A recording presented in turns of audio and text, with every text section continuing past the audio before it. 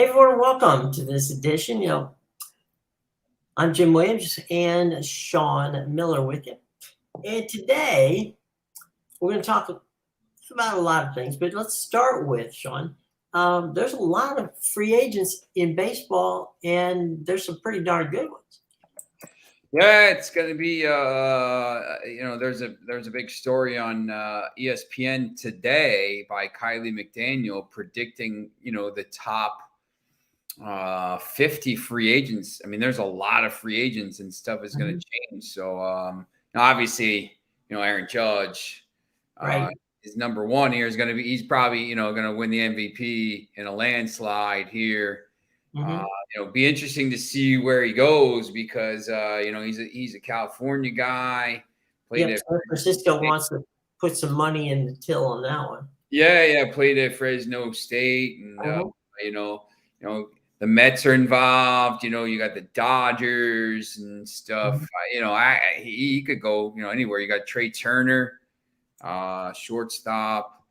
I'll tell you what, personally, and this comes from watching Trey when he was with the Nationals. I got to say, to me, Trey's one of those sleeper good guys. I mean, he can hit for average. He's got pop. He can play a phenomenal shortstop. I think he might be, for me, if I were looking for somebody, I would go Turner before Judge. And that's only because, Turner's younger than Judge. But he also has got, in my mind, he's got a better upside. I mean, here's a guy can steal 30 bases for you, hit over 300, and still get you 25 home runs.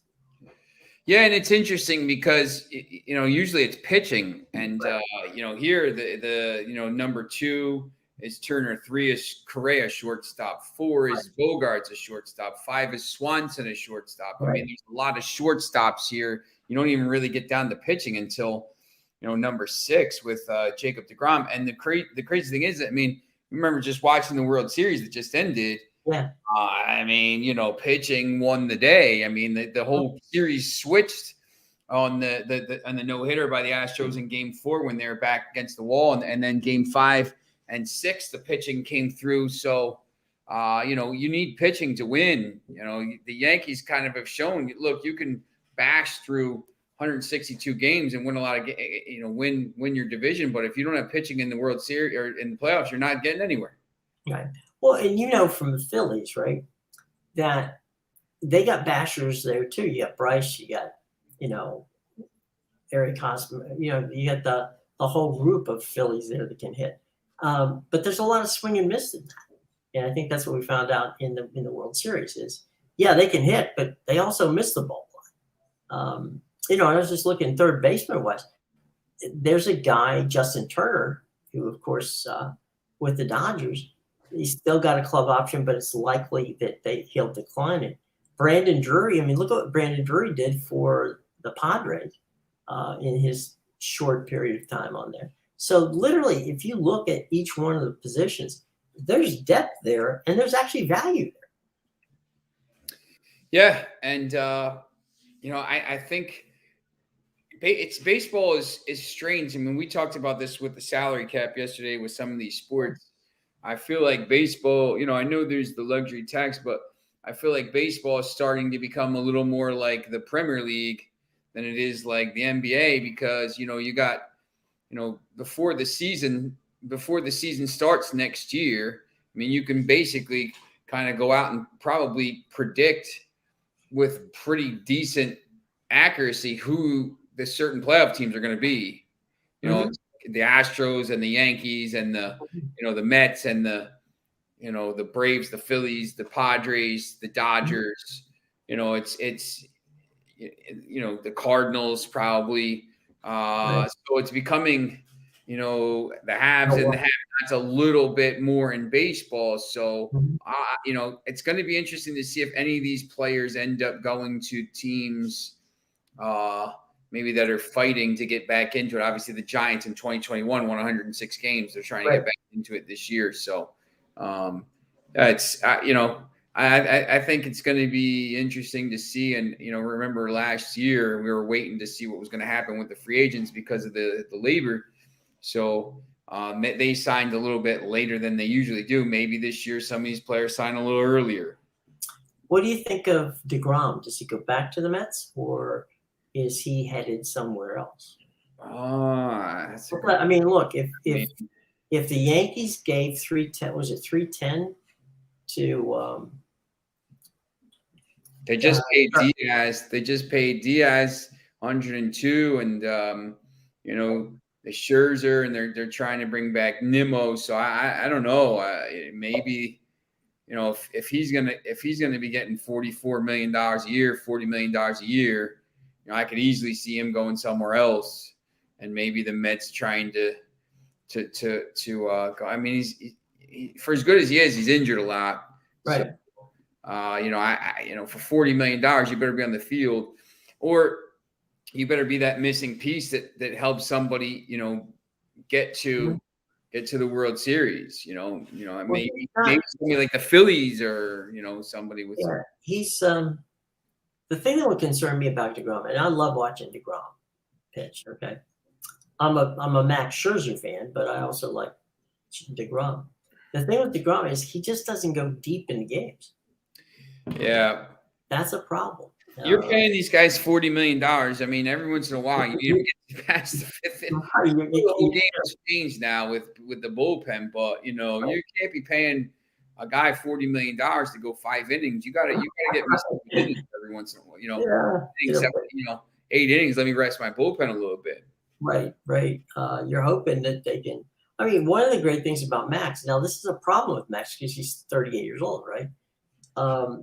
Is that Max will go out there and he'll ball at 6, 7 innings every time, and it's rare that he doesn't pass the 6th inning. The problem is at the end of the season, as we saw during the playoffs, there's nothing left. He's thrown his arm out, and that's a problem for him. Now, in Jacob's place, as you said, Jacob was a guy who got a lot of injuries early in his career. And then there was that situation where, for 2 years, the Mets averaged like 2 runs that they would score for him. So, we'll see. But I think Jacob DeGrom back to the Mets is not necessarily a 100% deal. Yeah, I don't think so either. You kind of be interested to see where these pitchers go. And, most of the free agents that are in this class are 30 and up. So right. It's an older class. Yeah. Some of those younger players. Like I said, there's some guys here. As I was looking at the names, and at each position, there are 3 or 4 guys at each position that aren't big names. I mean, they're big names, but they're older guys. They still could play on a team and still make an impact. And it's a low risk, high reward thing if you invest in them. So I think that's something that teams like the Rays have done, and it's benefited them. Minnesota has done it. Cleveland has done it. They're franchises that know, all right, look, I only have a finite amount of money to spend. Can I find somebody who will play for me for 2 years that I can get the max out of? And the Rays have probably been the best at that. Houston's not been bad either at finding guys and picking them up and putting them on the roster. So, Jim, what about your big news yesterday in your neck of the woods? Georgetown basketball won a game for the first time in 328 days, 21-game losing streak, and they had to go to overtime to beat Juan Dixon's Coppin State. What has happened to that program? That program, since Big John passed, has been a wreck. You would think that Georgetown, because of the pedigree, would be able to really recruit some good kids, and they have just whiffed on pretty much everybody. It's such a Right. great school. I mean, I'm a North Carolina guy, so Right. we lost to Georgetown. We beat them in the final, obviously. We lost. I went to see him play in 2007 Elite Eight. Georgetown beat them, but Iverson. Like, I just remember watching Iverson and George. Like, Allen Iverson was at Georgetown. Like, I've heard all crazy stories about him driving his Mercedes through the Right. campus and parking there, and then that's why after his sophomore year, that's why he declared for the draft. But I mean, just iconic. Georgetown, they're so good. And just to see what's happened to them, it's so crazy what's happened. Well, my career with ESPN as a director started with Big East basketball in 79 and 80. And I mean, there was the great Louis Carnesecca, who had the great line that the difference between the ACC and the Big East was, in the ACC you touch somebody, you get fouled. In the Big East, it's no blood, no foul. You're basically, they were street ballers, and that's what they wanted. They wanted guys who were tough and intimidating, and that league for many years was tough and intimidating. Georgetown is neither tough nor intimidating anymore. And most of the teams that played in that Big East, we saw Providence, of course, as starting to build back their program, but St. John's is okay, but not overwhelming. Villanova is good, and with or without Jay, but those were programs that were iconic programs, and Georgetown is one of those iconic programs that just for whatever reason can't seem to get out of their way. Providence needed a 36-25 second half to beat Ryder yesterday, 66-65. I know because we tape at Ryder, the ESPN show, and Ryder is picked to finish pretty highly in the MAC this year. Right. Obviously Providence graduated top 8 players on the team. But yeah, the Big East, it goes back to some of the stuff we talked about yesterday with the realignment. I mean, you just don't even really kind of recognize some of these leagues anymore. But I think it's always. I will personally never forgive John Swafford for crushing the Big East and basically taking away from Mike Tranghese all of those teams at one time, and it really ruined what was a good football and basketball conference. Yeah, it's interesting now too because it's all. I mean, it's Catholic schools mostly, or Christian, except for UConn, who's in it. But Seton Hall, Butler, Creighton, DePaul, Georgetown, Marquette, Providence, St. John's, Villanova. Well, BC started in there, so you had BC, Syracuse. Mm-hmm. You had the Philly schools, with you had St. John's, you had Seton Hall, you had Villanova, you had Georgetown. Am I missing anybody there? I think Rutgers was it at some point. Rutgers, yeah, Rutgers was there, and Pitt. Mm-hmm. So I remember we used to have there were times when I did the early game, the early Big Ten. I'm sorry, the early Big East game, and then the Big Ten night game, which started at 9 o'clock.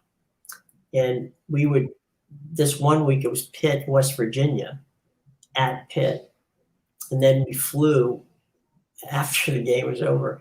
We took a U.S. Air flight to Columbus, and then myself and Skip Jardine, who was the producer, did the Ohio State Purdue basketball game at 9 o'clock. So we had 2 games in one day in 2 different cities for the Big East and then Big Ten. But fun games. I mean, in the old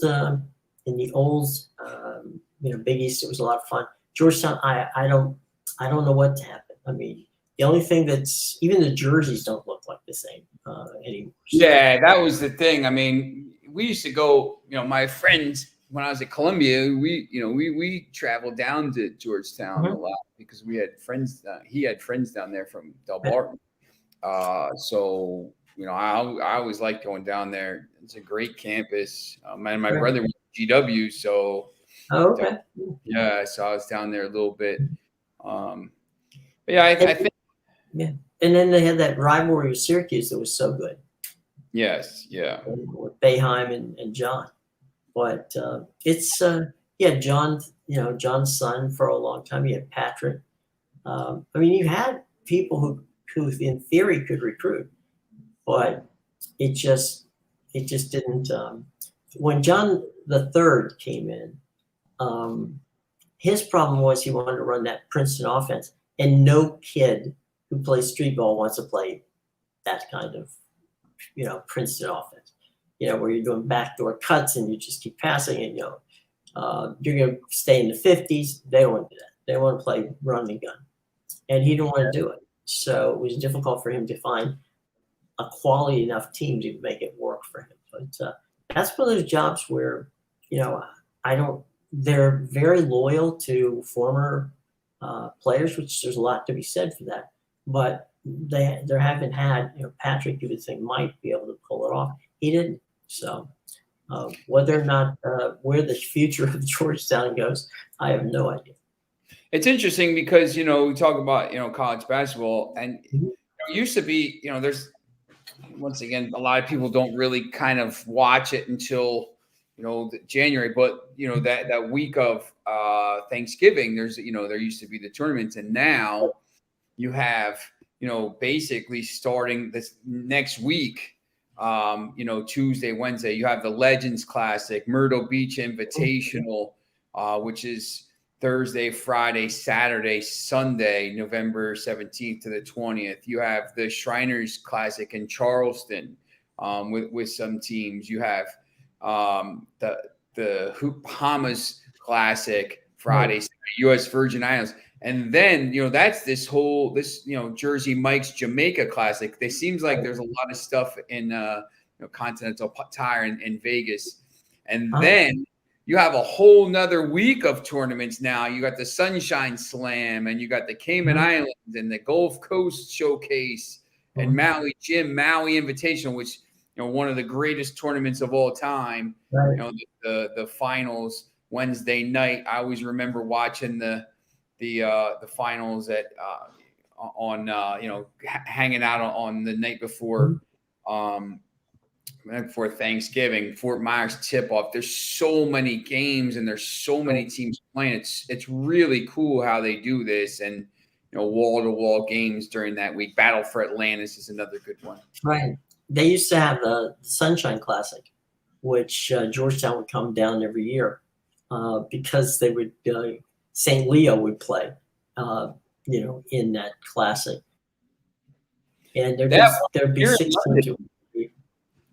They have one this year in London. They're doing a tournament in London, which is just kind of showing how much this game is kind of spreading. I think college basketball is getting bigger all over. Just talking to some of the people, my friends here in England, I try to tell them all the time, look, just I know you guys like the NBA. Go watch these college games. It's actually pretty good basketball. You and I talked in the pre-show about the EuroLeague. A lot of these kids that play college basketball here in the States will go and play in the EuroLeague and do very well. And it's a lot of them, because from covering the Champions League, that a lot of the teams in the EuroLeague are owned by the soccer teams. Yeah, Real Madrid, obviously, Luka Doncic, who came from there. So pretty interesting. And you've got Maccabi Tel Aviv, who always comes up with 5 or 6, star kids that they didn't quite make it in the NBA, but they go over and they play in the European League. You can make a very good, living that way. Or, like you just said, you might be able to hone your craft and get better at it and end up playing in the NBA. So one or the other is not a bad deal. Yeah, we had a couple of players I used to coach, or Franz Massenet and Brandon Taylor. They're playing over there, and some of the big leagues. Franz actually played for teams in Germany, Spain and France. He's been playing at a high level. He played for that Drexel team that was really good. He should be in NBA, to be honest, but he never really got a chance. Very good defensive player, but he's made a really good living over there. Look at Kobe Bryant's father, Jelly Bean. He played in Italy for a number of years, and Kobe, when Kobe came here and went to high school in Philly, and then went into the NBA. He was a much more mature kid because he played basketball in Italy. Yes. So, I think you just get it. It's just growing up in different cultures kind of just allows you you see different ways to play, and you learn different things, and I think it's always interesting. Yeah. So we'll check in on. There's going to be a lot of fun college basketball, and I spent growing up, I enjoyed watching the UCLA play. Especially the UCLA Notre Dame games whenever Dicker was coaching for Notre Dame and John Wooden was still at UCLA. And, he used to take. I don't remember watching or saw anything that John did, but John used to take and wrap up his program, and he would hold it in his hand, and it's like he needed a paper to tell him who was on his team. I mean, he didn't. But he used it as a prop. He used to, pound his hand with it, pound the door, pound on his knee. Just it was his little thing to release tension, was to have that in his hand. And some of those games between Notre Dame and UCLA, and of course the Houston game between those two teams, whenever you had that amazing thing with Elvin Hayes taking on. Kareem Abdul-Jabbar at that time, Legal Cinder. Just some phenomenal games in college basketball back in the day. Yeah, and just I just remember watching games from when I was a kid, and I'm not a. I mean, I watch the NBA, but I'm a college basketball fan too. I mean, yeah, it's just there's so much stuff around it. I, as a very young kid, used to be Saturday would be SEC basketball. Now, SEC basketball back in those days was not good. Okay, it was just not good at all. But Pete Maravich playing at LSU, that was fun. I remember Pete Maravich playing in a game, and I forget who they were playing. It doesn't really matter. He scored 67 points, and LSU scored 78 points total. Wow. So, you do the math. Pete was one of the most amazing players I think I've ever seen in my life. I mean, the ball would come out of every possible where. I mean, come off his head. You'd see it come out of, did it come from behind his back? Did it come from, off his head? I don't know where it came from, but guess what? It went right into somebody else's hand. I never saw him pass as well as he did. Although Niagara had a kid, Ernie DiGregorio, who was not a bad passer either. But Pete, besides being able to shoot, could throw, could definitely pass the ball. And it's unfortunate that, of course, he died way too early, and nobody knew about that heart issue. But some phenomenal stuff. And I do tend to like to watch games on the coast because, I know enough and see enough basketball on the East Coast that I'm always curious about what's going on, out west. And we talked about it the other day that there were some fun basketball teams that you could just, Mount St. Mary's is a fun team to watch. Pepperdine occasionally. I mean, there's some really good, there's some good basketball programs that you can, definitely check out, and just to get a little different vibe of what's going on out there. Yeah, definitely. So, one of the things that's coming up, ratings wise, yesterday they announced that this was the second, quote unquote, the second lowest ratings of the World Series in baseball history. Now, that's really kind of a bit of a misnomer, and I'll explain here in just a sec. In 1975, that was the highest rated World Series ever. Okay, that of course was the Reds and the Red Sox. The thing is, there were only 4 channels at that time. Yeah. Which was NBC, CBS, ABC, and Independent. So your concentration of what you wanted to watch was, one of those 3 networks.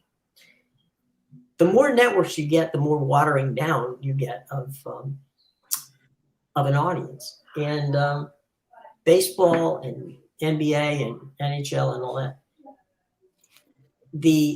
Fox won every night if there was a baseball game.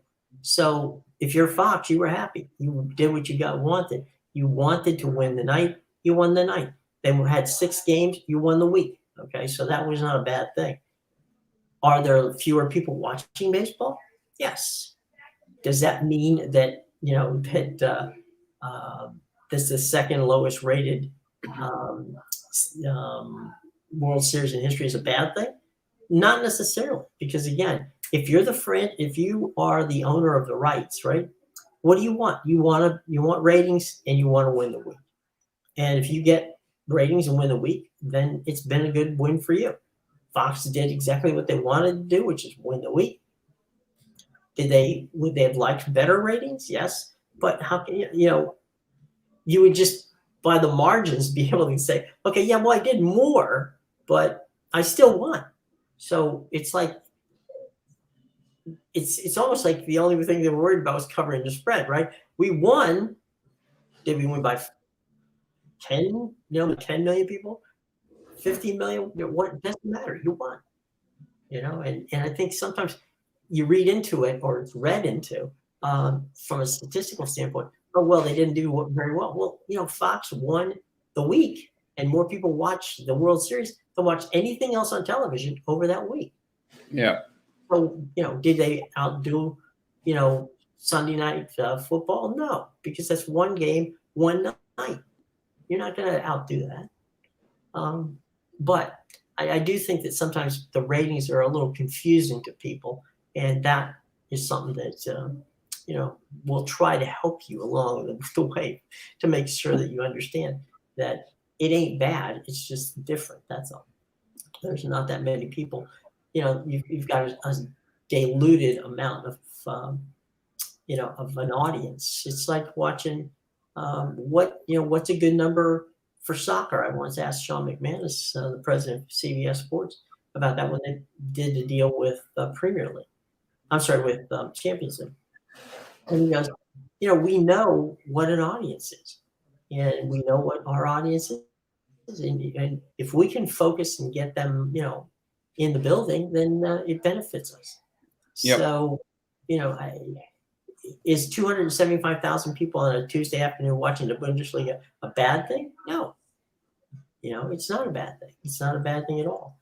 You're creating and growing an audience, and you'll benefit from it down the road. And I think that's what we're seeing with the streaming service. Yeah, I just, there's just so much.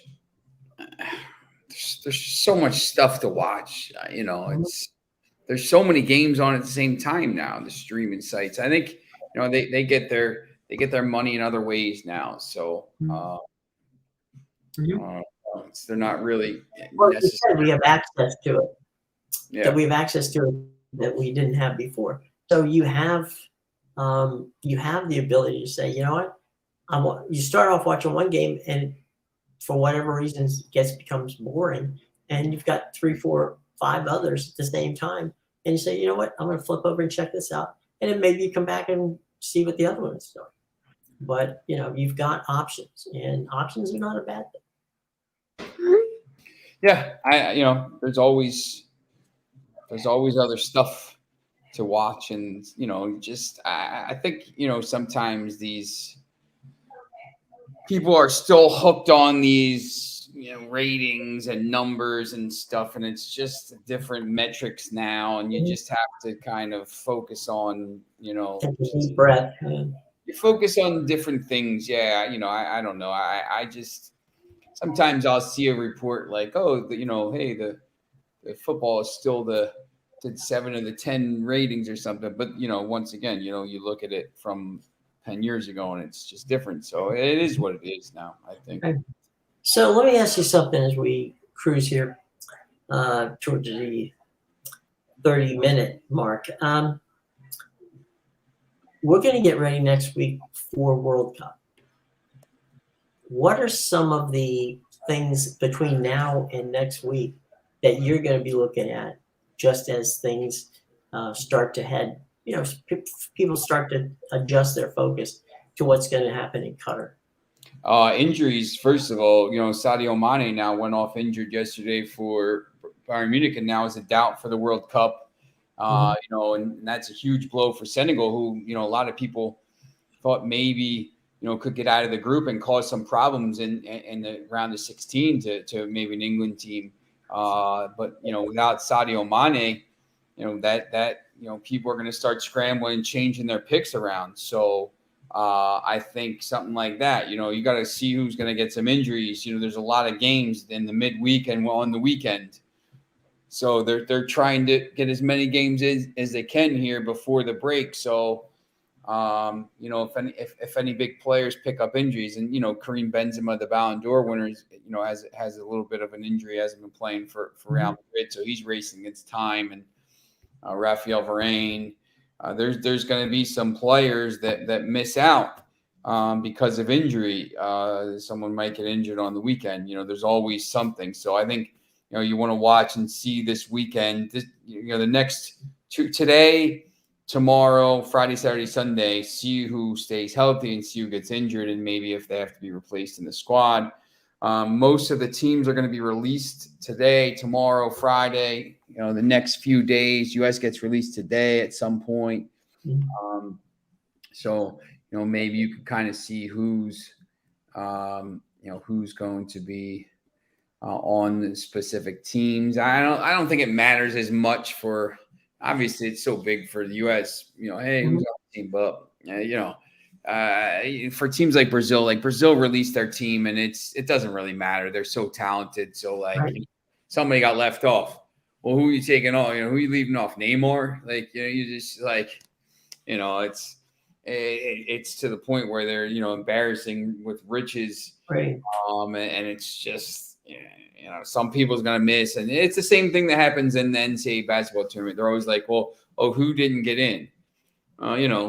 This team, but who are you leaving out to let that team in? It's well, if you go to 68 teams, beyond 68, you've watered everything down. Yeah, well, that's the problem. The next World Cup now is going to 48 teams, and they're going to do, it's going to be, goofy. I think the first stage is going to be like just 2 games, and like 2 teams will qualify. And right. Then now you're at round of 32, and then round of 16.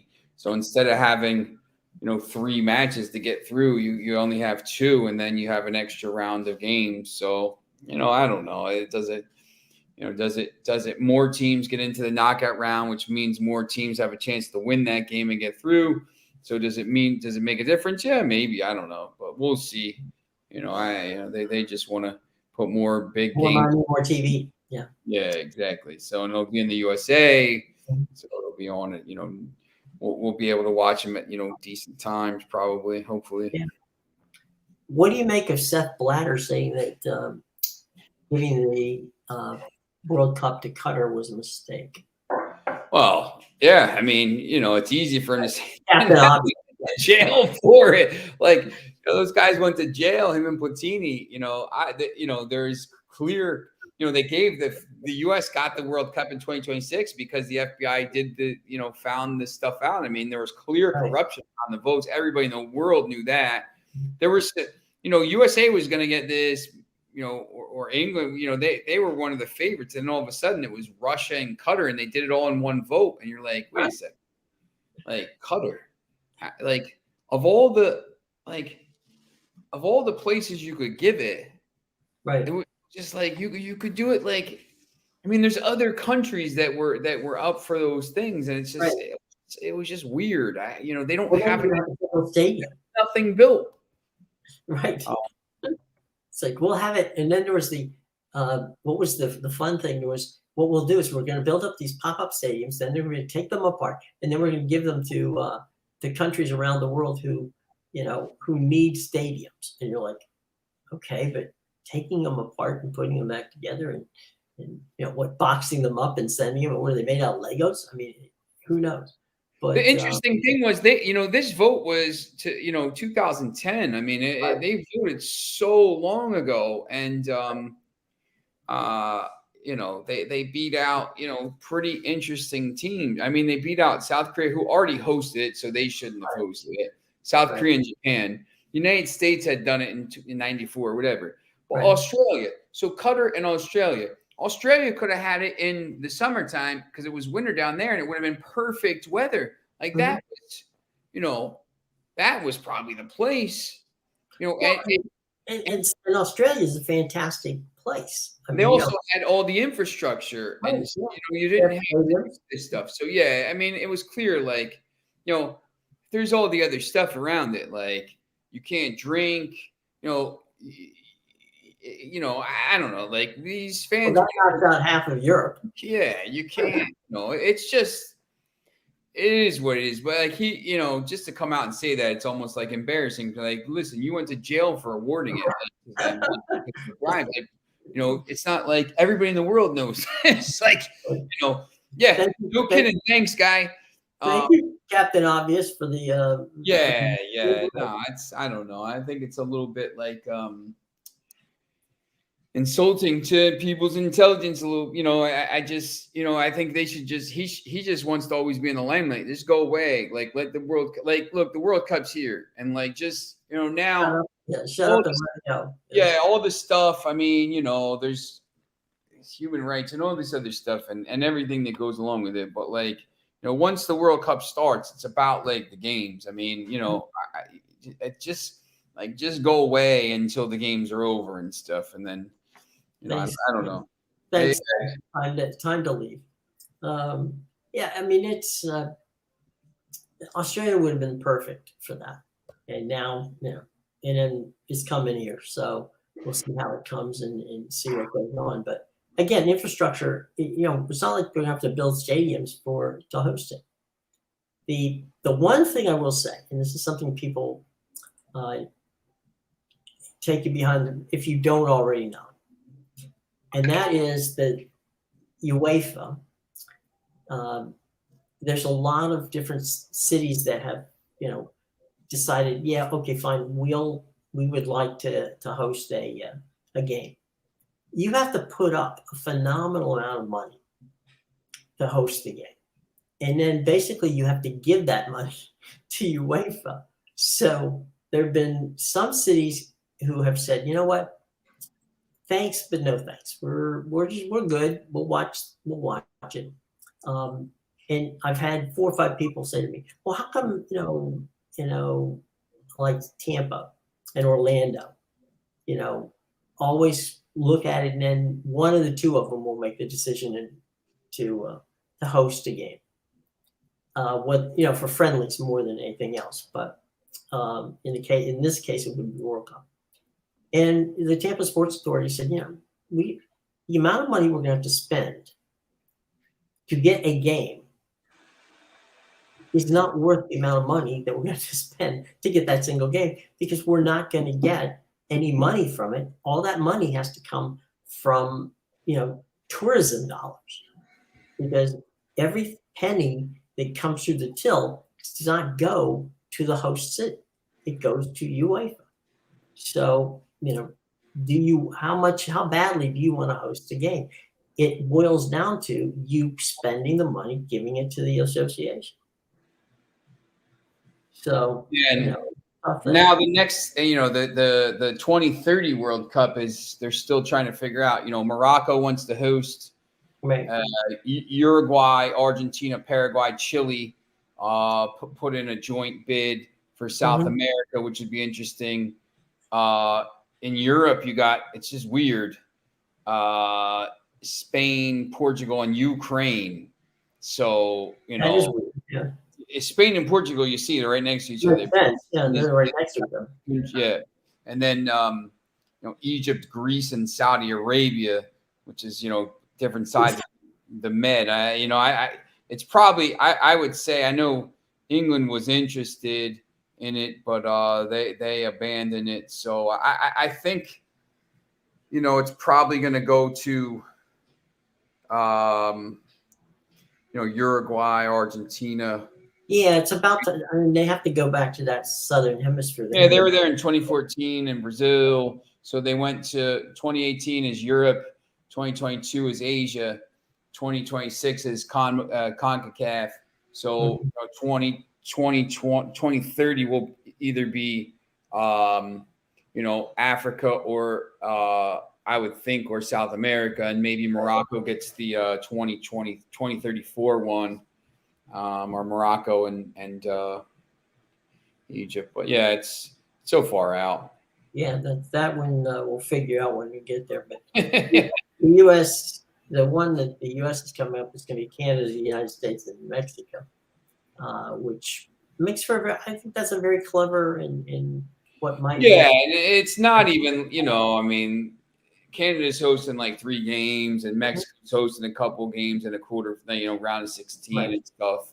So it's it's good they get to host it, and they can say the majority of the games will be in the U.S. So yeah, it's something that we'll be looking forward to. There's no question about that. We're getting to the point here. We're getting close to the end of the show here. Time to wrap things up. What are some of the things that you would suggest to World Cup fans that they get prepare themselves for watching the games? I mean, you're gonna give them some time now to get this stuff together. You gotta get your notes together. You're not getting any sleep the first week. Obviously, the game's on at 5 a.m. But I think people look. There's 4 games the first week. 5, 8, 11. Don't feel like you have to watch every game. There's going to be so many highlight shows, and you don't need to take off of work for a month to watch it. I'll be watching and doing work and stuff, but I think you want to target some games. Obviously the USA games are at 2:00 on the 21st, the 25th, and the 29th. But maybe, excuse me, if you don't have one, maybe pick a player you like, pick an adopted team. Mine is France. I'm a huge, I follow the French team. I like Mbappe. He's one of my favorite players. I like Benzema. I like, so maybe find a team and follow them through. Don't pick like, I don't even know. You don't pick Costa Rica. They're not getting through, they're not getting to the thing. Try to pick a team that'll keep your interest in, because I don't think the USA has much of a chance. This would be like a putting together your bracket for the NCAA tournament, right? Yeah, it's hard though, because the bracket isn't basically finished until December 3rd, and then the knockout stage starts December 4th. So you're gonna have like one night to basically do it. Figure it out, yeah. So we'll have a bunch of different. We'll that night on December 3rd we'll have we'll bring in a bunch of stuff.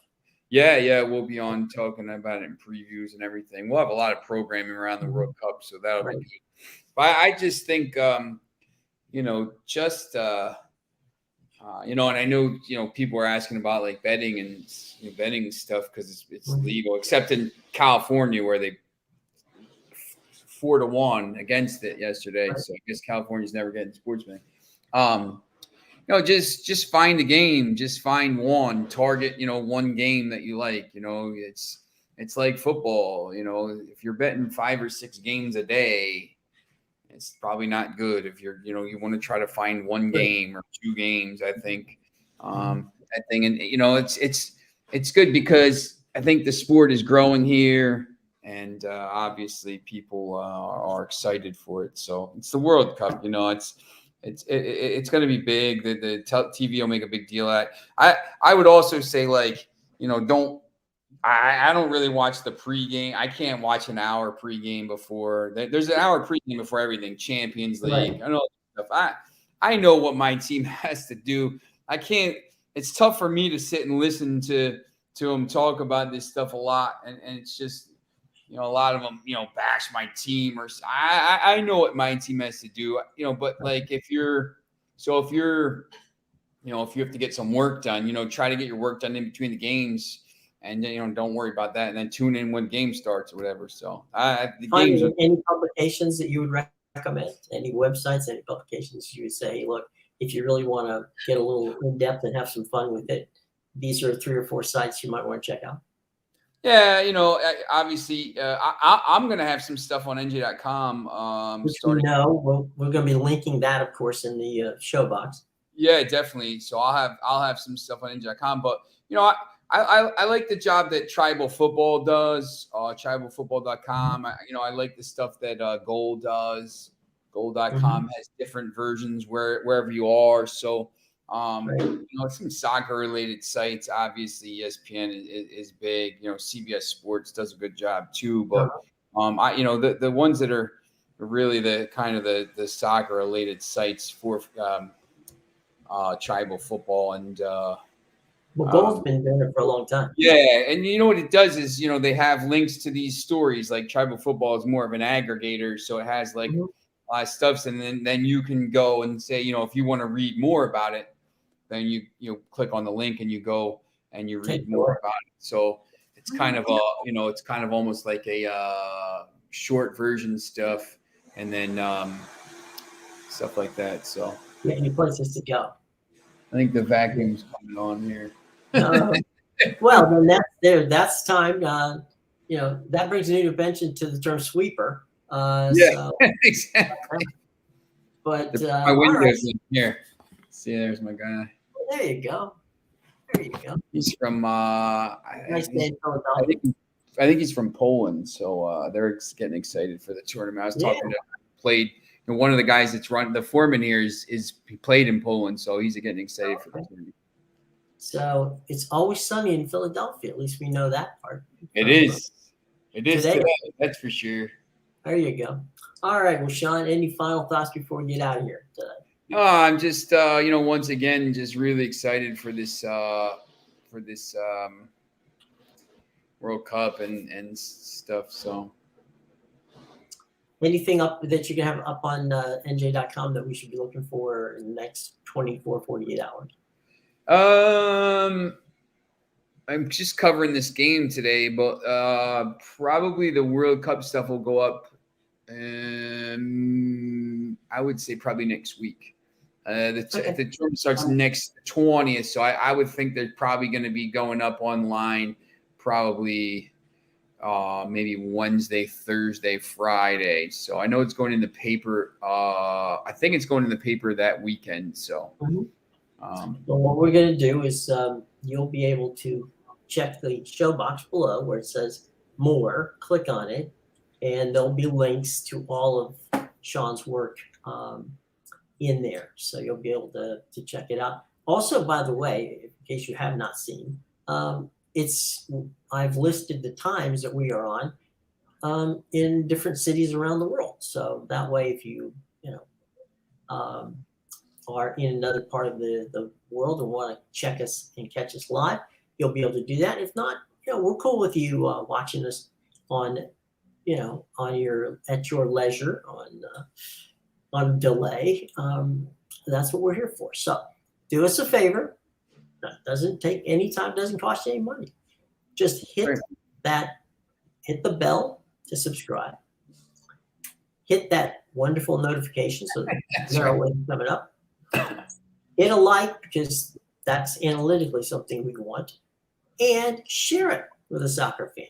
And then come on back because, as Sean said, we're going to be the place you're going to want to be when we start talking about World Cup, because we are going to go deep into it, but we're gonna have fun with it too. So, this is kind of our little prelim till we get to that point.